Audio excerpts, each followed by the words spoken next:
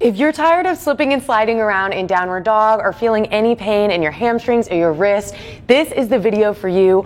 All of us will do downward facing dog probably a million times in our yoga journey, but sometimes we don't realize that there's different modifications and tips and tricks we can do to make this pose more comfortable and to get a lot more benefits out of it. Welcome back to the Yoga Nomads. I'm Logan Haley, and today I'm going to be using these amazing new products from Hugger Mugger.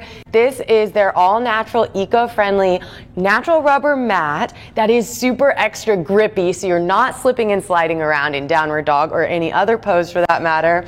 And they're 4-inch foam blocks, which I'm going to show you how to use to alleviate any wrist pain you might be experiencing during downward dog. So let's dig into it.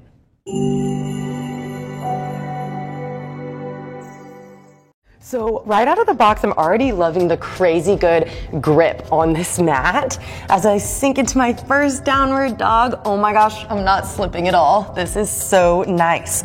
So moving into the benefits of this pose, obviously the first thing is the opening in the back of the legs and the hamstrings. As your tailbone reaches up and your heels press down, that elongation is one of the best parts of downward dog because tight hamstrings do not only affect runners. Another really great benefit is the heart opening capacity. So as you move into your downward dog and you deepen it, you may find your head and your neck can sink farther down and your chest and your heart can open up towards the back of the room. This is so important for stimulating your cardiovascular system as well as alleviating all that terrible upper back pain that happens when we're hunched over our desks or over our phones all day. So that's one of my absolute favorite parts of downward dog. I use it all the time just to get that puppy stretch, to open this up, because so much of our modern lifestyle, our posture is like this. We want to be like this. So another great science-backed benefit of downward dog comes from the mild inversion. Again, we're turning our body slightly upside down and the head is going beneath the heart. Okay, so this is going to stimulate blood flow towards your brain, which of course is going to include help you wake you up and improve your cognitive capacity, maybe even your memory. There's some evidence that that stimulation of the inversions towards your head can help with hair growth, which we all love. And it is invigorating. That's why I love throwing a downward dog into my lunch break or into my morning routine just to help wake me up and get that blood moving through the body.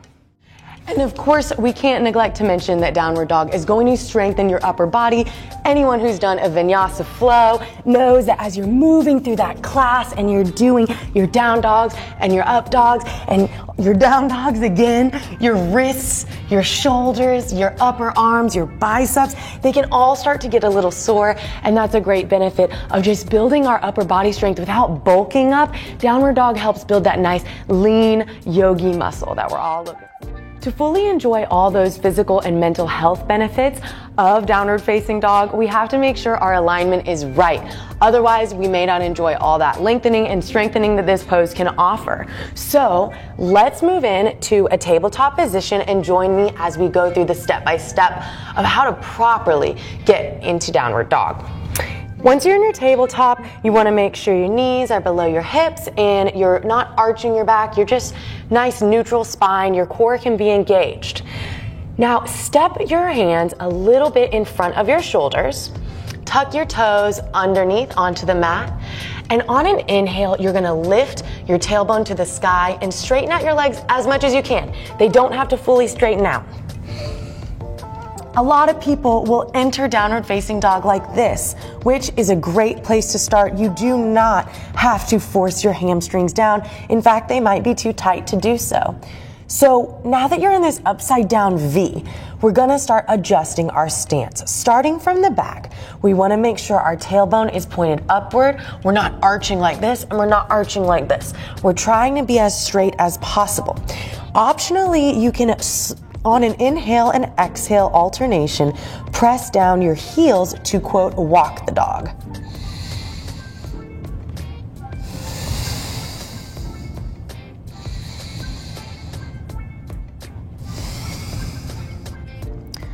Okay, and you can repeat that as much as you want, But you also want to check in on your upper body. So your neck should not be kinked up to the side, to this way. It should be neutral as an elongation of your spine. So a lot of times this means just looking down about to the middle of your mat right here or back towards your legs. Now check in with your hands, and you should feel your fingertips pressing into the mat and your fingers spread wide like this. So you don't want to be up on your hands, and you don't want to be putting too much weight in your wrists either. You want that nice even spread out across your hands. Final step is you don't want your shoulders shrugged up towards you. You want those shoulders relaxed back and the shoulder blades coming together in the upper back. So on an inhale, you can kind of loosen out of it. And on an exhale, as you press back, feel those shoulders going back as the tailbone goes up, relaxing the neck. Now hold this with me for 3 breaths and walk the dog if you'd like, and just feel yourself kind of sink in and wiggle into this pose until you find that right stance for you. You may want to adjust by stepping forward, or you may want to step back. Either way, you need to find a happy medium of balance and challenge. You should feel about 50% of your weight in your hands and 50% of your weight in your feet.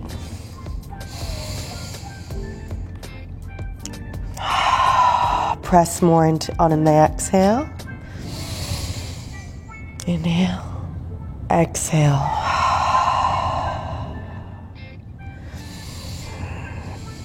Inhale and lengthen. You can come up on your tippy toes. Exhale, deepen. Getting out of the pose is as simple as you got in. You may move into a plank pose, go through a nice salutation, vinyasa flow. Whatever you're doing, you may go up into a lunge or a warrior pose. Whatever it might be, downward facing dog is kind of that spot from which you can move into anything. But the easiest way to get out is to simply pull your knees back down and go back into tabletop. All right, so mastering this pose might seem easy enough, but there's actually some really great tips and tricks to help you as a beginner, as someone who's sore, as someone who has joint injuries, as someone with tight hamstrings.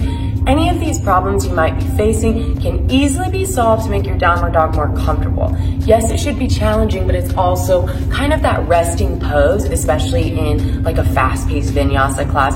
So you want your downward facing dog to feel like home, to feel like a place you can go back to and chill in. And that's why it's kind of the quintessential yoga pose. You see downward dogs everywhere for a reason. So the first thing that I notice is people tend to have a rounded spine. Now, when they first try out downward dog, a lot of us look like this. And this rounding can usually come from having tight hamstrings. Our heels aren't ready to press towards the ground. So the number one trick for fixing this is to simply keep your knees bent. Your knees do not have to be straight. That's a common misconception in downward dog.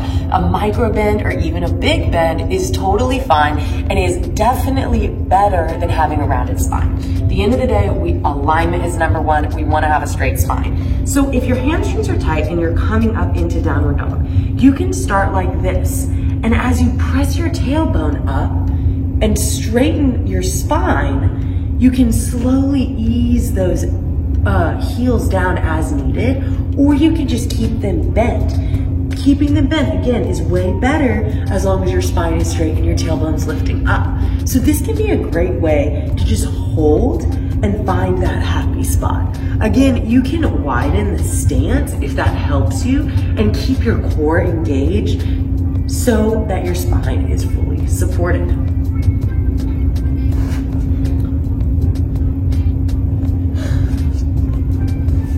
Now, if you have tight shoulders, you may also be feeling some discomfort. And there's 2 tricks that you can use for that. Number 1 is gonna be blocks. This also helps with any wrist pain you might have. So make your blocks about the width of your shoulders and come onto them just like you would a regular downward facing dog. As you come up, you can notice how your hands wanna move. I found that as you splay your hand out towards an angle, towards the corners of the room, that can alleviate a lot of the pressure on the shoulders. You can also widen the blocks, and you'll find that this can feel so much better on sore shoulders. Again, you can do this on the mat without the blocks as well. Just take your hands and splay them outwards like this, and that will adjust the angle of your shoulders so they don't feel so much tension. So you might need to play around with that depending on your flexibility and your upper body strength. Okay.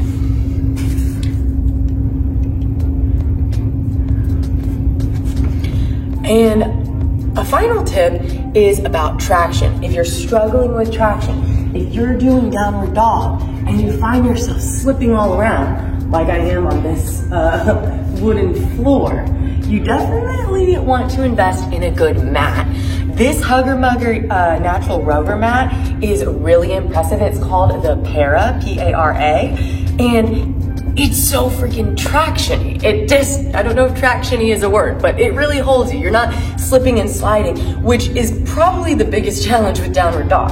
Now, if you don't want to invest in a new mat, you can always take some water, spray it on your mat, or if you're in your hot yoga class, you're naturally gonna get sweaty, and that's gonna increase your traction. The other options are yogi gloves and yogi socks, which basically give you these like grippy dots on the base of your feet and on your palms.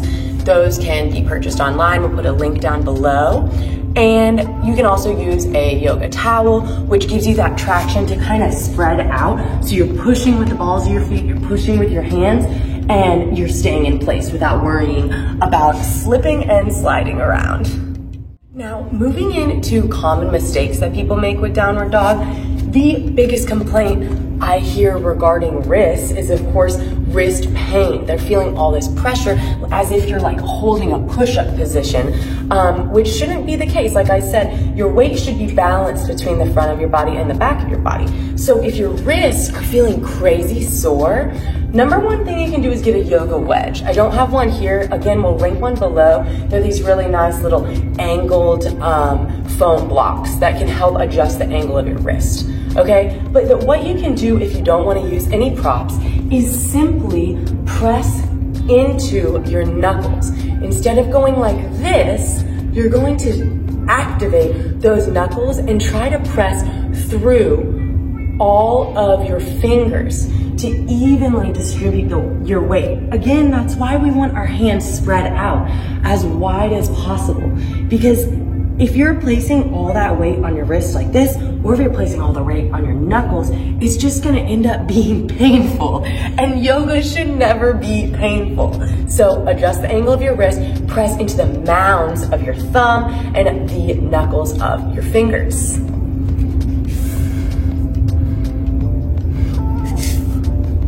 Now, the second biggest mistake has to do, again, with spinal lengthening. You want your spine to be straight. And this kind of goes back to downward dog's origins as a pose inspired by puppies. So, have you ever seen a dog with a tucked tail? They look pretty sad. They're kind of like, oh no, I did something wrong. So, a lot of times, we actually may be doing that in our downward dog. We don't want to have a tucked tail.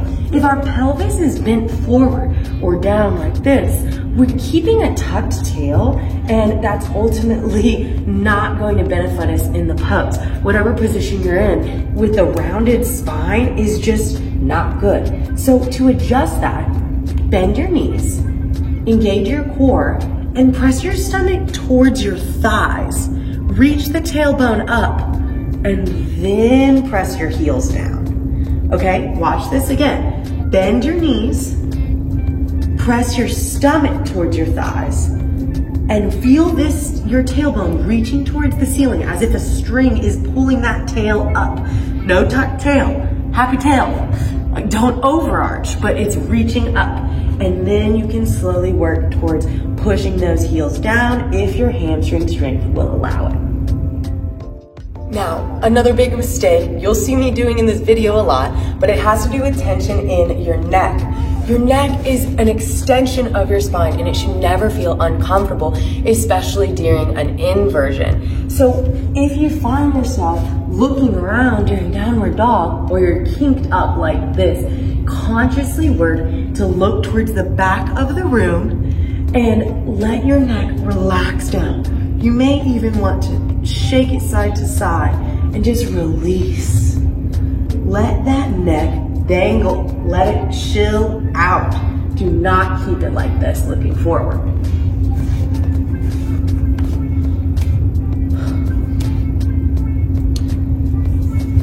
And one final mistake we often find is hyperextended joints. So for people like me who have very flexible joints just naturally, there can actually be a tendency to make the leg or the arm overextend. This is called locking out your knee or locking out your elbows. Sometimes this is called being double jointed. Now, not everyone is gonna have this problem, but I do find that a lot of yogis or gymnasts or people like that will accidentally lock themselves out during this pose, and that can actually be kind of dangerous because if you fall or if you're moving through a vinyasa really quickly, you could actually injure that joint and put unnecessary pressure on it. So here's what it looks like locked out. This is what you don't want to do. I'm locking everything. I'm locking it. See my arms? They're like bending at this very unusual angle. If you struggle with this, practice doing a micro bend, which is gonna make you more straightened out, a little more normal. Micro bend in the knees, micro bend in the elbows, and use the arm muscles and the leg muscles right around that joint to activate. So I'm gonna flex my legs more and flex my arms more so that I'm not overextending, okay? Again, just a little flexion and a micro bend. There's a world of wonders for the double jointed folks out there. And the final mistake you might be making has to do with the width of your stance. So downward dog can really be done at a wide variety of widths depending on your height. But you can accidentally make this pose too easy if you're keeping your feet too close together. So I want to show you what that looks like. Remember that 50-50 rule, 50% in your upper body, 50% in your lower body. So if my stance is really close, like this, I'm almost in a forward fold, okay? Most of my weight is right here. I'm not feeling anything in my arms. Now on the flip side, if I make my stance crazy wide, I'm almost in a plank, and this can be really hard.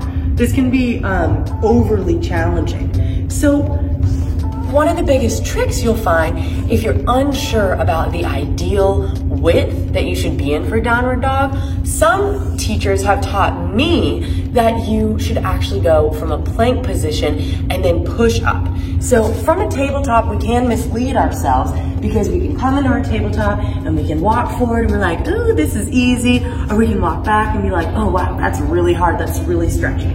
But to find the ideal position, we can start with a plank. So again, we're in a tabletop and we're aligned with our wrists under our shoulders. Bend the toes and straighten the legs out. So here I am in a plank with a neutral spine and my core engaged. To find my proper stance in downward dog, all I do is send my hips back and up. Boom. This is the perfect level of stretching my hamstrings, challenging my core, but not overdoing it, nor am I making it too easy. So if you're unsure, go from a plank instead of a tabletop and find that ideal stance. Of course, at the end of a long vinyasa class, I might walk forward. It might just make it easier and I'll get a little deeper stretch doing that. Now, for a few final variations of downward dog, let's try again the bent knee. Staying up on the balls of your feet as you press your heels up can be just a really nice beginner intro. So it doesn't matter, again, how wide your stance is here. Just keep your knees bent, hang out there, and slowly work towards lengthening those hamstrings and heels down to the floor. Second variation is a wide-legged downward dog. So this is just a cool way to play around with the different sensations you might be feeling and to make your knees feel a little nicer. So you can just step out to the sides of your mat and practice a wide-legged down dog like this. All the same rules apply. You want to keep your tailbone up and your core engaged and your spine straight. And you may find that you're able to put your heels closer to the floor. You can even get a little bit of a inner thigh stretch. Another variation of down dog is technically a different pose, but I'm gonna throw it in here anyways, and it's puppy pose. So, puppy pose feels so nice on your upper body. You're gonna start in a tabletop, and instead of lengthening your straightening your legs up, you're gonna bring your chest down like this. You can place your chin on the mat and feel your tailbone reaching up towards the sky. And this is also a great heart opener to follow up a downward dog heavy sequence. Now, you'll often find that downward facing dog is one of the first poses you do in a yoga class, but I like to prepare a little more before just sinking right into it. So I may start off my flow with a child's pose. I may practice puppy pose again. I may do a nice forward fold to loosen things up. I can walk the dog in a forward fold as well. And also starting in a plank is a great way to activate your core before you move into down dog. To counter pose down dog when you're done, this is the best time for a seated forward bend. So I like to use my peace fingers around my big toes, walk those feet forward like this, come up on my sit bones, and then actually instead of pushing my heels forward, wiggling my tailbone back to keep my spine straighter, and I can even keep my knees bent if needed. And this is a great way to practice extending and staying upright as you fold down. This feels so good after you've really stretched out your hamstrings in a lot of downward facing dogs. And one final ending pose is, of course, wind relieving pose. I could follow up pretty much any posture with this just because it feels so good on your lower back, and it helps you just release everything as you try to flatten your tailbone and your spine towards the floor and hug those knees in tight.